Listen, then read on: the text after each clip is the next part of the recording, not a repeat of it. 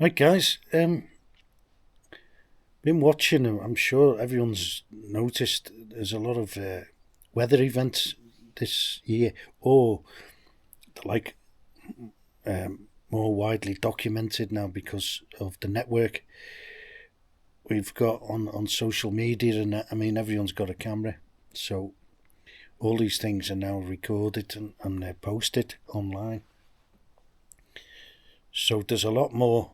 Well, there should be a lot more awareness now on what could happen and where it could happen. And I think these things have always happened, um, although some of them look like they're more severe. But in a lot of cases, um, in the areas it's happened before. Like just watched a couple on these storm surges in Florida and low-lying coastal areas in Texas and places like that. But and the stories coming out, like if you listen carefully, that like these things happen regularly, as in every decade at least by the look of it. Some people said they're on the third kind of starting again, rebuilding. And I would kind of and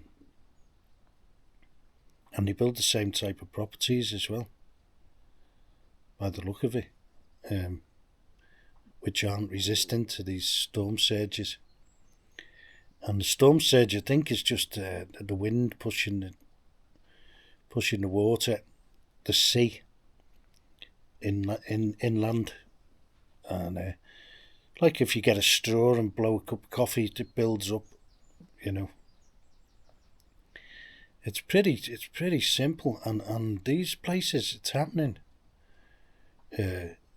Happens regularly now. Why? And people actually seem to be they'll still move there afresh. Not like the trap there, like some people will be. Because financially they can't move or whatever. However way you want to look at it, they're stuck there, kind of thing. But there's people move to these places, and I would kind of question the wisdom in that. The same as like I always used to see these properties, like you see them on the River Thames, and the garden just goes to the riverbank, And I've always thought, like, why would you? That's a bit risky building a house there on a riverbank. Like the Thames is a big river, which is not that big, where they're building them. But like, I don't think building on a riverbank, almost, about a metre above the water. There's the garden, there's the lawn, and the house. And I've always thought, like, things like that pretty obvious, really, that they're going to get wiped out one day. So there is a little bit of mitigation you could do, like just having a look, and there is resources, especially like in the UK. They've got like these flood risk areas all marked out on a map, and you can do a flood risk search before you buy a house, and really the same anyway. You could do a visual on anywhere really. And when I've been buying places here, I do a kind of a mental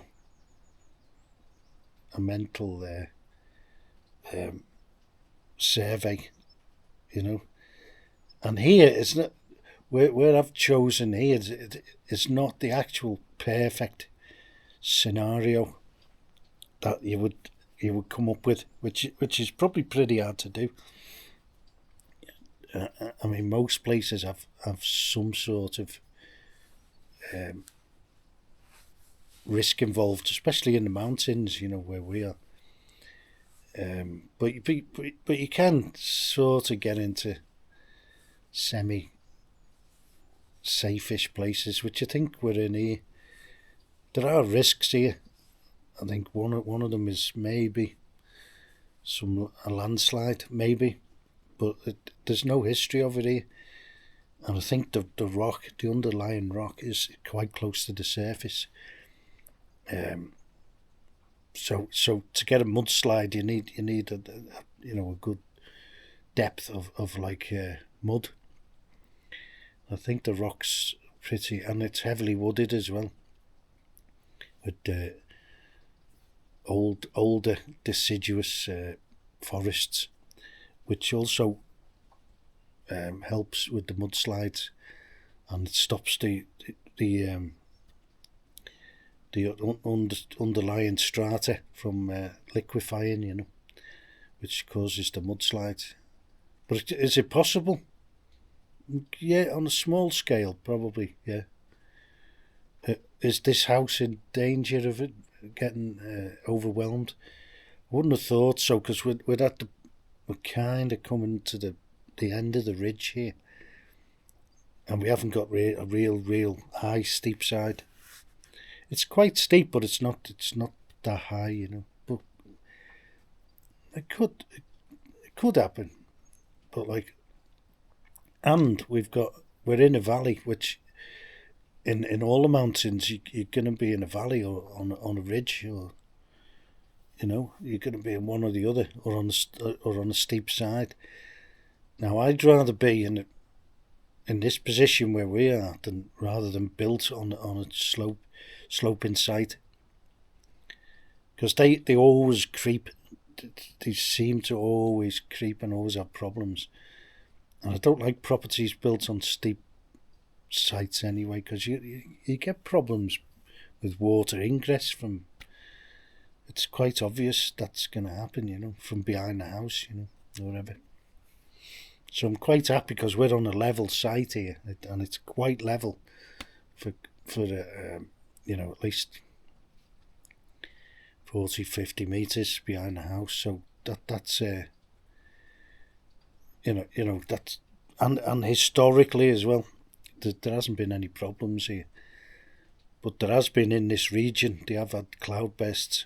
They had one in, I think it was 1968, and some of the rivers down below, which are a lot bigger. This is a very small river here, so it would take a lot to get it, to build it up, and the catchment area is not that far up above us, So I don't think there's a danger of that, really. And we have had very, very heavy rain since I've been here, and sustained rain, and it does get very, very wet. And but the river is quite steep, so it hasn't got the chance to build up. It comes down like a rocket. It comes down like a torrent very quickly, so the water's getting away. There's nothing stopping it, and it does come down fast, but it never really builds up. And there are houses along the valley which are built right on the water, which I wouldn't, on the banks, but elevated banks, but on the banks nevertheless. And I wouldn't buy one of those properties. We're a little bit away from it, because you can just get undermined. The water's incredible, and it can just undermine the bank. Not that it's gonna come up into your house, but it can just undermine the bank, and the bank just falls in. That's natural. So anyone on a riverbank. So there's just things like that, and but there are places where people go, and they seem to be very expensive. Just watched one on Florida, and he said that the houses on the higher ground are a fraction of the cost of the ones that are at risk on the front. I mean, it doesn't.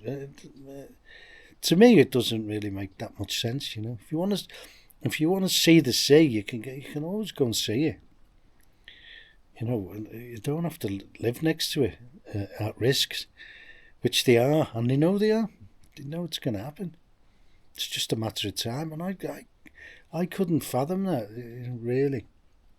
In kind of my mental state, I'd always be risk averse, I would try to be, and another thing that could be, there's a remote chance, is of fires around here,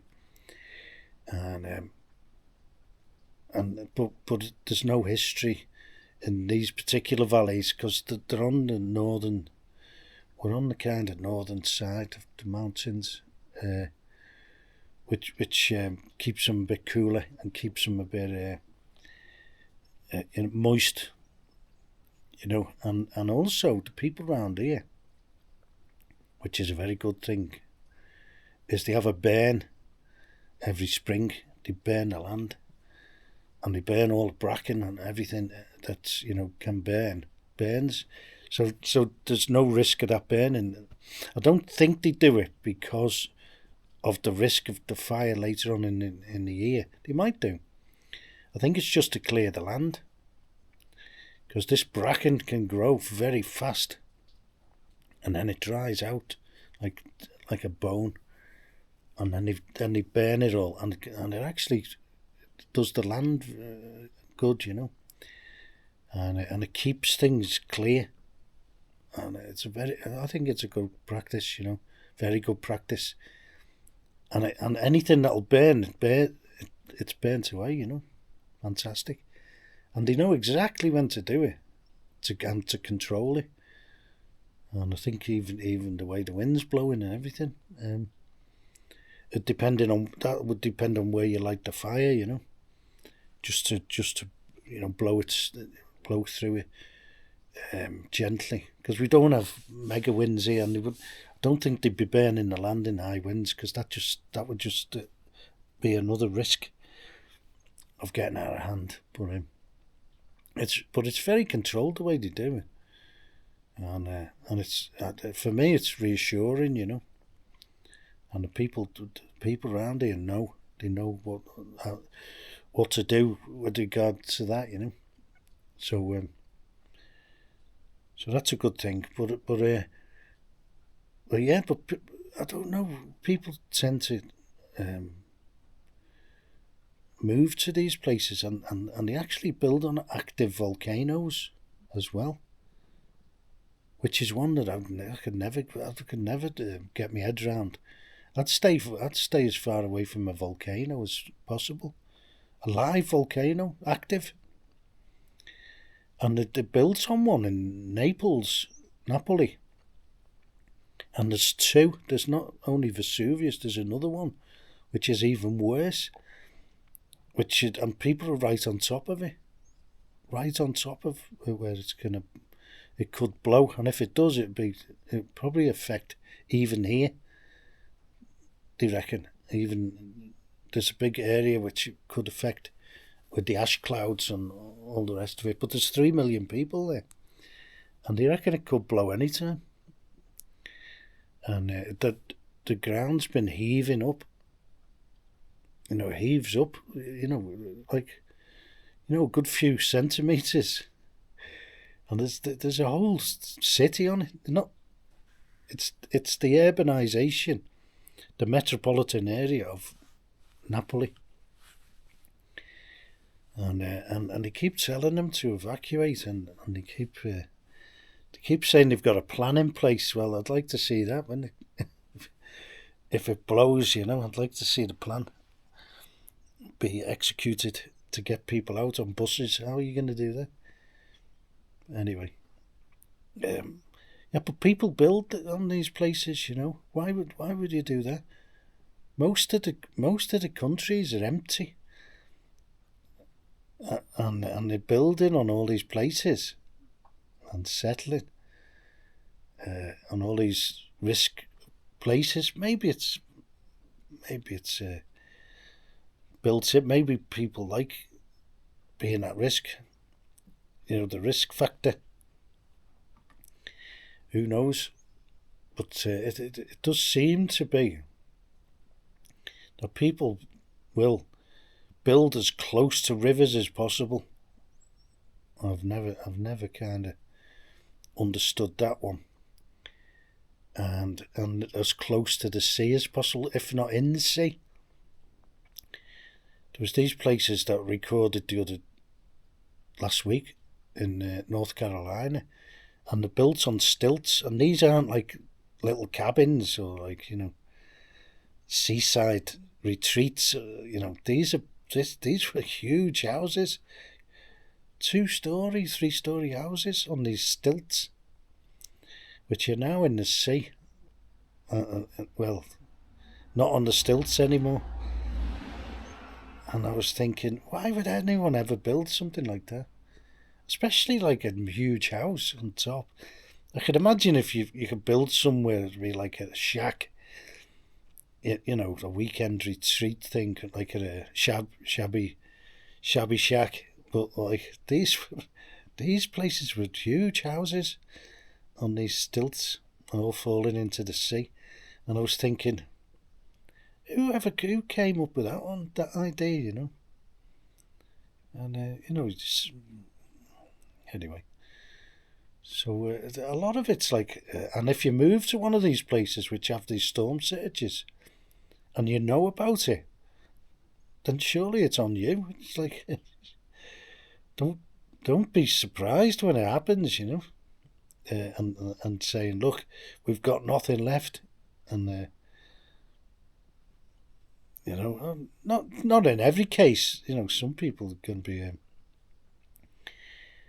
be born there and caught out there, but like people who actively move there or even move about in these areas are asking for it. You know, they've got to be, because they know it's going to happen, and they know it's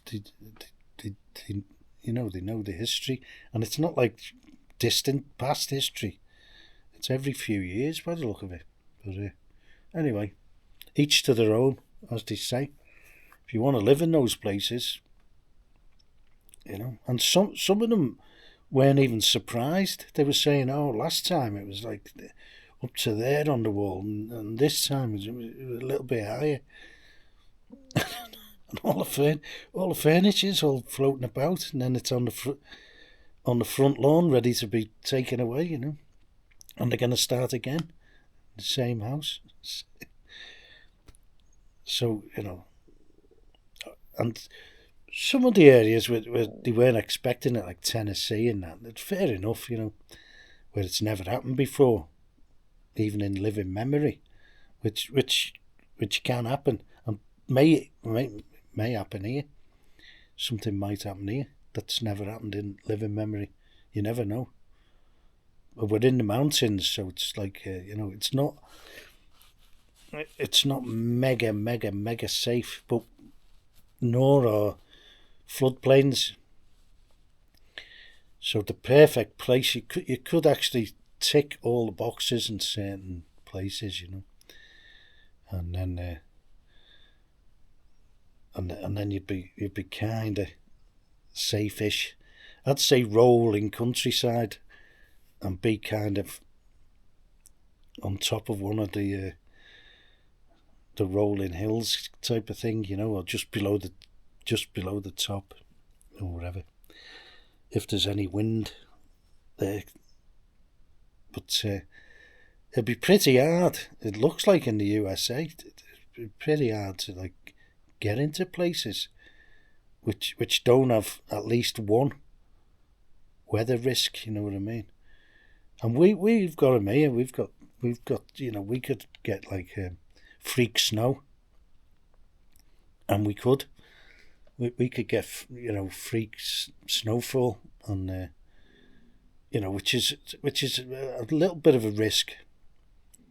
Probably not major risk, but it's a risk, you know, for the roofs and stuff like that, and getting trapped, and you know, it could happen anywhere. Especially that it could happen here. But usually the snow is not really a risk, but it could happen. And then if you get a sudden melt that could be a factor. So you're not to be safe somewhere is quite difficult, because there's also, when you get into other places, there's earthquakes and stuff like that, isn't it? Which and people know about them as well. People go right on fault lines, which is what they've done in Los Angeles, San Francisco. They're right on the fault line, and they've got a lot of other things going on there as well, like fires and the coastal stuff. So it'd be quite hard to pick a perfect location, but I'm sure that there will be.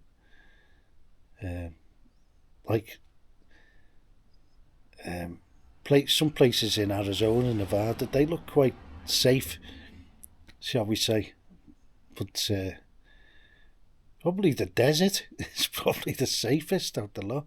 You've got the heat there, but you can keep away from you do get flash floods even in the desert, but there are places where you know where the flash floods are going to be. They call them wadis in Iran and Iraq. Wadi, that's dry rivers which fill up straight away when it rains. Okay, just some thoughts. This isn't advice. Just a thought process that that I'm kind of trying to work out about why people move to the places where it's obvious, the most obvious places, where they know it's going to flood, and they know or you're going to have a storm surge, and they'll actually move there. So that's one kind of thought process that I would question the wisdom of. Okay, but it's not advice. It's just I'm just having a think. Cheers.